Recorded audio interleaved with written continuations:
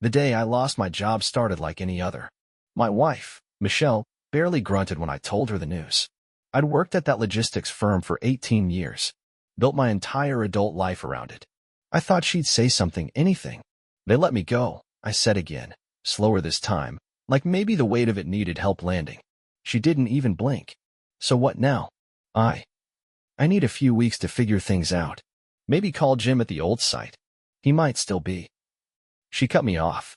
No, I mean, what now for me and the girls? You expect us to just sit here while you figure your mess out? The girls. Our daughters.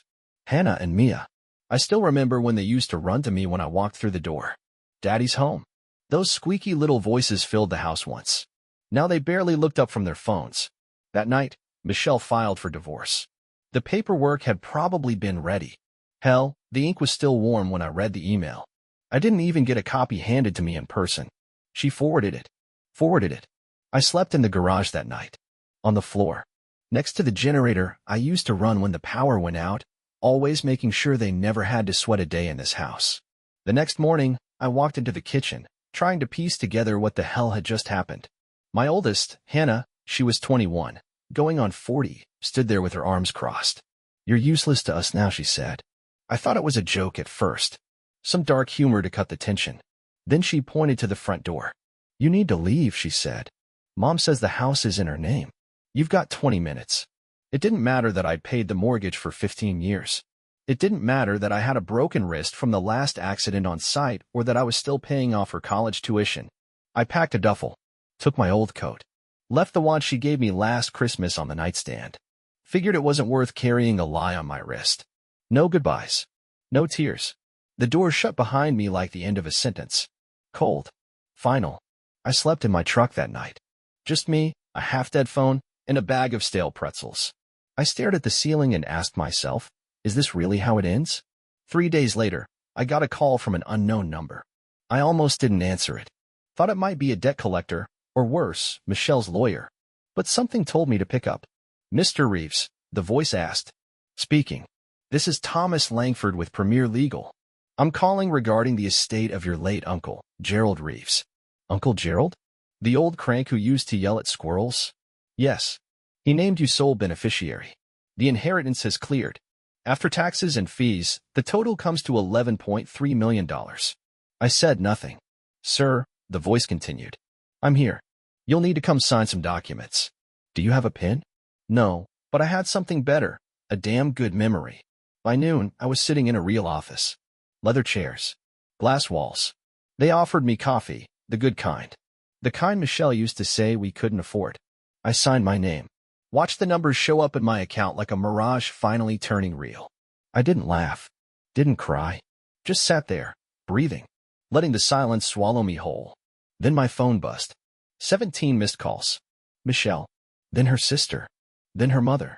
By the end of the day, it was 219 missed calls. Like someone flipped a switch and suddenly I mattered again. Too late. I turned the phone off, tossed it in the glove compartment, sat behind the wheel of a new rental and pulled onto the freeway with the windows down and the sun in my eyes. They thought they broke me. But the thing about breaking a man? You better be damn sure he doesn't know how to rebuild. The motel room smelled like bleach and desperation. Stained carpet, humming AC unit, and a TV older than my marriage. But that night, it was my kingdom. I sat on the edge of the bed with a burger in one hand and my laptop open on the nightstand. The bank app was still glowing. 11 million, give or take. I'd refreshed the page more times than I'd like to admit. Not out of disbelief, but to remind myself. This changes everything. Funny thing was, it didn't feel like winning. It felt like waking up from a coma and realizing the world moved on without you. Michelle hadn't just fallen out of love. She'd been planning my exit like it was a home renovation. And the girls? I raised them, fed them, taught them how to ride bikes, held them when they were sick, cheered at every school event like a fool in the stands. All it took was one crack in the foundation, and they dropped me like a leper. But now I had options. I didn't go back for revenge. Not directly. That's not how you do it. You let the storm build slow, distant thunder on a clear day. First move, change my number. Second move, call a man I hadn't spoken to in 12 years. "Jimmy," I said as he picked up. "Still running that renovation business?" "Depends who's asking." "This is Reeve." A pause. Then a low whistle. As in Dan Reeve? In the flesh. Well, damn. Last I heard, you were married to that beauty queen and working your fingers to the bone. Not anymore. I've got a job for you. What's the budget? No budget. I want you to build me something no one's expecting. You up for it? Where do you want it? Somewhere close, I said. But not too close. I bought a piece of land that same week. A quiet stretch of hilltop outside town, overlooked by everyone, just the way I liked it. Trees, space, and the kind of silence money couldn't buy. Jimmy and his crew broke ground fast. No one knew my name, and I liked it that way. Meanwhile, I played the long game. I started with small gestures. Anonymous ones. Flowers to Michelle's office, black dahlias. A single unsigned card that said congratulations on the freedom. I watched from a distance as rumors started floating. Hannah's college tuition? Suddenly not getting paid. Turns out I'd been the one footing it all. Mia's extracurriculars? Gone. Michelle had no clue how the finances were set up. She assumed joined everything. Big mistake. She tried calling. Over and over. Left voicemails that started cold, then turned warm, then desperate. Dan, I'm sorry about how things went down. Can we at least talk? For the girls. Please, just one conversation. There's something poetic about silence when people expect answers. Let them sit in it. Let their own words echo back like ghosts in an empty house. I started wearing suits. Not the cheap off-the-rack kind I used to rent for weddings. Real suits. The kind that make bank managers stand up straighter when you walk in. I'd show up at Michelle's new neighborhood. Quiet. Parked down the road in my new black Jaguar. Just watching. Not stalking. Just reminding. Letting the memory of me hang in the air like the smell of smoke after a fire. Then came the phone call that changed everything. Mr. Reeve, the voice on the other end said, "This is Nolan from Harlow and Finch Investments. We understand you recently acquired some capital and might be looking for a private advisor. Where'd you hear that?" "We have ways," he chuckled. "Your name's beginning to make rounds, sir." Of course it was. See, word spreads in small towns. The man who disappeared broke came back wearing watches no one could pronounce. People noticed. They just didn't know the story. And I wasn't offering one. I met with Nolan. Smart guy. Knew how to speak to someone who'd been poor longer than he'd been rich. He gave me options. Investments. Properties. Holdings. And I gave him names. Michelle Reeve, I said. Find out what she owns. What she's tied to. Any leverage points. He didn't even blink. Discreetly. Is there any other way? It took 1 week. Michelle had taken out a loan against the house after filing. The dumb part? She'd used my credit profile before the divorce finalized, not realizing how thorough I was. Technically, I still had a legal foothold. The house they kicked me out of? It was about to be mine again. But I didn't want it. No. I wanted them to watch someone else live in it. Someone better. Someone happy. So I found a young family. Just married. 2 kids. Honest folks scraping by. I sold it to them for $1. $1 single. Didn't tell them why. Just handed them the deed, shook the man's hand, and walked away. Let Michelle watch strangers move in from the sidewalk. That's when the calls really started. By the time Michelle realized the house was gone, it was too late. I heard she showed up in a silk blouse and platform heels, ready to charm the bank manager into freezing the sale. But the bank manager? He was already on my payroll. I never saw the confrontation, but a friend who happened to be there told me she looked like a fox caught in a bear trap, too proud to scream, too dumb to stop struggling. The kicker? She tried calling me right after. Again. And again. Every call went straight to voicemail, where her last 10 desperate messages were already collecting dust. I never blocked her, no. I wanted her to hear the line ring. To hope. And then to lose that hope again. Over and over. There's a lesson in that. And the girls? Well, Hannah learned what FAFSA was for the first time. Turns out she'd never checked how her tuition was being paid. Just assumed Daddy's magic wallet would always be open. Mia was the smart one. Young enough to sense the shift. She sent me a message. Just one. I didn't know, Dad. I'm sorry. I miss you. I didn't respond. Not because I didn't feel something, but because timing is everything. Letting people sit with their guilt is a quiet kind of justice. I wanted them to marinate in the mess they helped make. Meanwhile, I was building. The new house was coming together faster than expected. Jimmy's crew worked like devils with angels breathing down their necks. The place wasn't just a house. It was a fortress of dignity, all glass and stone perched high above the same town that once spat me out. From the master balcony, I could see the neighborhood where they threw me out like trash. Now I watched it like a hawk watches a field mouse. But I didn't want to swoop down. Not yet. I wanted them to feel watched. To feel eyes they couldn't place. To feel like something was coming and not know from where. Then one day, Nolan called. "She's trying to sue," he said, tone casual, like he was telling me the weather. "For what?" "Emotional distress," he said. "And spousal sabotage." I laughed so hard I nearly dropped my coffee. "You're kidding." "Nope." She claims the house sale was premeditated retaliation, that it endangered her mental health and compromised her standing in the community. She said that. She also used the word gaslighting 5 times in a single sentence. Of course she did. Michelle always was the type to set fire to your clothes, then cry about the smoke in her lungs. I told Nolan to let her file whatever she wanted. I'd already prepped everything. All the documents. The photos. The receipts. The financial trail. Every text she sent during the divorce demanding her share of what was left. The part she never saw coming? I had a prenup. Signed in a lawyer's office 17 years ago. She'd forgotten all about it. And guess what it said? In the event of divorce prior to major assets being acquired, she walks with nothing. She thought she timed it perfectly, filing the moment I lost my job. What she didn't know was that the money hadn't existed until 3 days after. And by then, she had signed herself out of the fortune. That's not even the best part.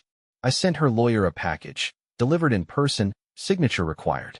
Inside was a copy of the prenup, and a copy of the deed sale for the house, and a check for $1. On a yellow sticky note I wrote, "You're not useless, Michelle. You're just not necessary." I heard she threw a wine glass at the wall when she read it. Good. You know, people always ask, why didn't you take her back to court? Clean her out.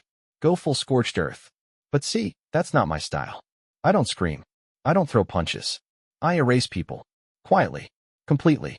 By the time they realize what happened, they're standing in a house that isn't theirs, with bills they can't pay, wondering when exactly the world turned against them.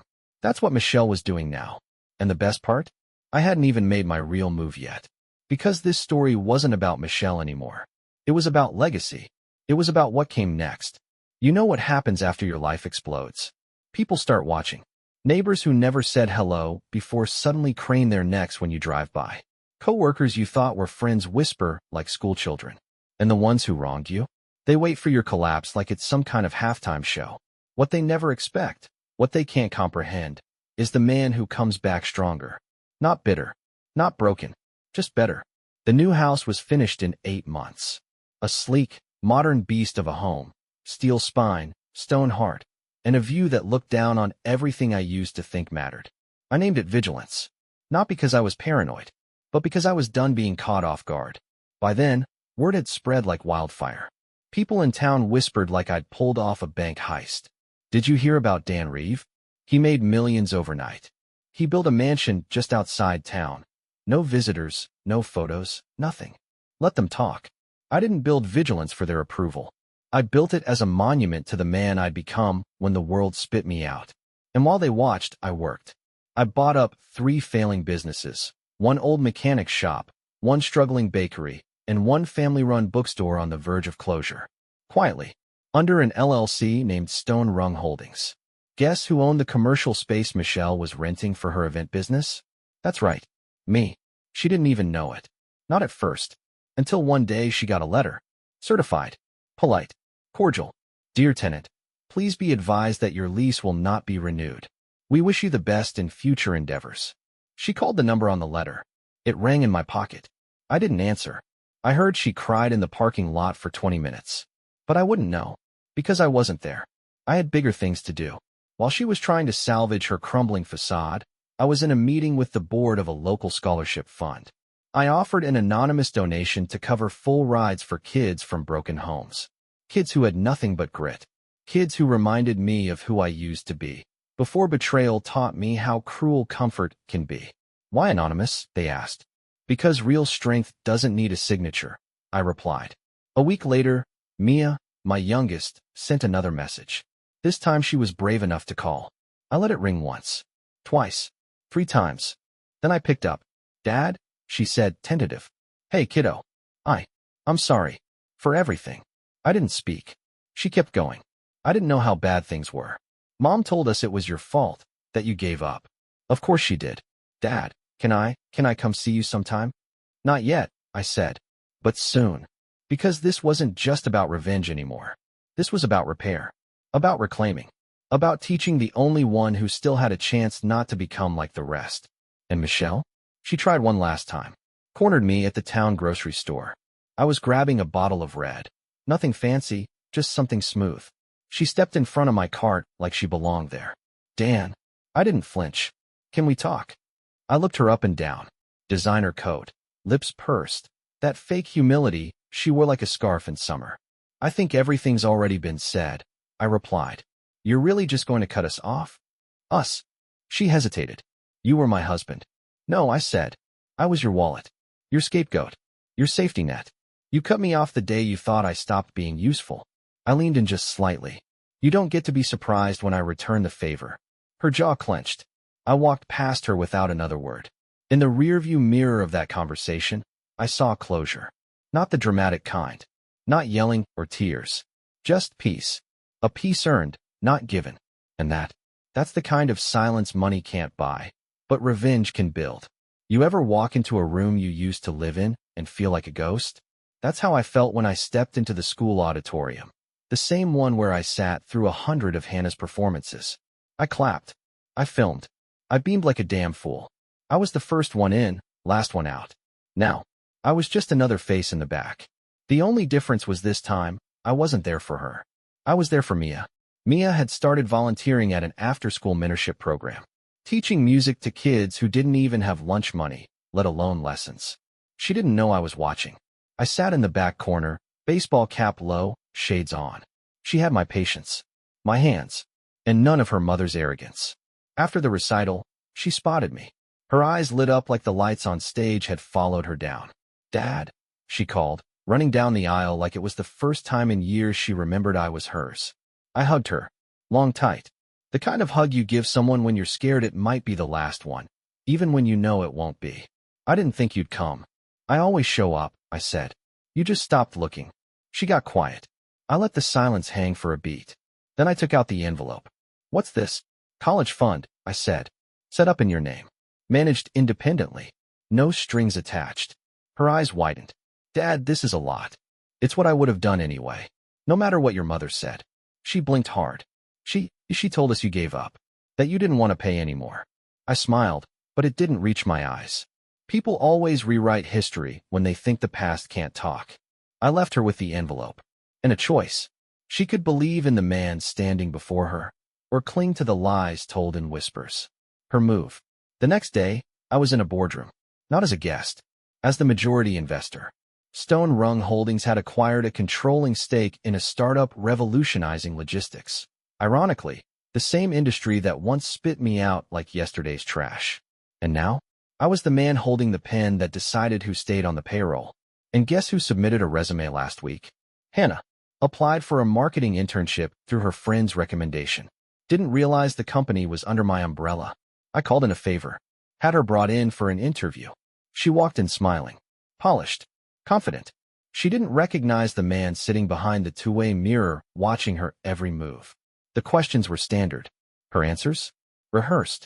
Safe. Until the final one. Why do you want to work here? She smiled like a pageant queen.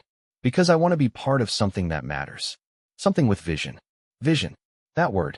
She used to laugh at my boring, old logistics job. Said it wasn't exciting enough. Said she couldn't imagine living a life like mine. Said she wanted more. Now here she was, auditioning for a seat at the table I built out of the same bricks she once mocked. I sent an email that afternoon. Thank you for your application. Unfortunately, we've decided to move in a different direction. I signed it myself. Daniel Reeve. Founder, Stone Rung Holdings. No call. No explanation. Let her sit with that. Let her realize she walked into her father's empire and didn't even know it. Later that week, I was approached by a reporter from the local paper. We're doing a feature on hometown success stories, she said. People are talking about you. They say you're a ghost turned king. I laughed. That what they're calling it? You turned everything around. The house, the business. The charities you fund anonymously. The school programs. The bakery, the shop. That scholarship thing. That's you, right? I shrugged. Why the secrecy? She asked. Because I don't want a legacy built on applause, I said. I want it built on principle. But don't you want your daughters to see what you've built? I looked her dead in the eye. One already knows, I said. And the other? She made her choice. She just didn't think there'd be consequences. She nodded. So what's next for Dan Reeve? I smiled, slow and deliberate. Next, I said. Next, I make sure every brick of this empire outlasts the memory of the people who thought they didn't need me. The first national article dropped on a Wednesday. Nothing flashy. No gold chains or private jets. Just a well-crafted piece in a respected business magazine. The man who disappeared and rebuilt everything. I didn't even give them a photo. They used a silhouette shot, me walking out of a boardroom, coat slung over my shoulder. No face. No smile. Just presence. Just power. And that was enough. The article went viral. Not in a tabloid way, but in that quiet, unnerving, did you see this? Kind of way that circles boardrooms and social circles like smoke in a suit. Within 48 hours, my inbox exploded. VC firms. Networking events. Ivy League speaking invitations. Shark Tank clones trying to lure me onto their stage. A podcast wanted a 10-part series. I declined every single one. Because Dan Reeve wasn't a brand. He was a warning. And Michelle? She saw it. Of course she did. You can't ignore a man you once buried when he comes back owning the damn cemetery. She sent an email that same week. Her tone had changed. Gone was the icy detachment. In its place, sweetness. Guilt. The soft desperation of someone who just realized the train left the station without her. Dan, I read the article. I'm so proud of what you've done. We were young. Things were hard. Maybe we both made mistakes. Maybe we could talk, catch up. Just coffee. She wanted to downgrade my entire existence to a caffeine-laced catch-up session? I didn't reply. Instead, I forwarded the email to my assistant with one note. Block this sender from all company correspondence, personal or professional. Let that silence echo.